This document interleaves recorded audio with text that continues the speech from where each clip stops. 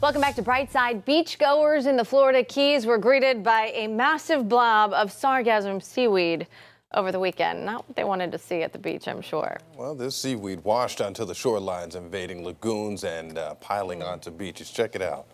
Officials say the rotting seaweed releases a hydrogen sulfide gas.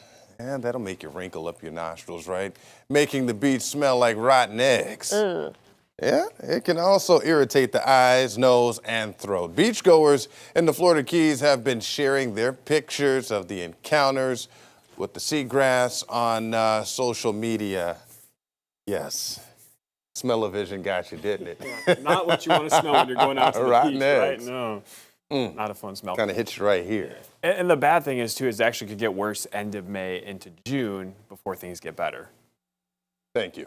But the good news is it's not here, so our beaches are looking good. Just the other side of the state has to deal with it. Another reason why Tampa Bay is the best area to be in You're Florida, like, but. The good news, right? All right, let's look at where it is. All the sargassum is currently situated, a lot of it, across the Caribbean. You can see it pretty much where you're seeing some of the green and red dots is where there's a higher density of it. This is from USF. It's a mapping imagery of where exactly that density is for the highest seaweed concentrations. And you can see it all through the Caribbean, but some of it is now starting to make its way towards the Gulf. So this is kind of the area that we're watching in here because the current rides right through here and then passes through the Yucatan Strait and then up into the Gulf. And then that's when we have to watch it a little bit more. So the question is, where is it the worst and where is it kind of going? Well, it all depends on the current and the wind trajectories.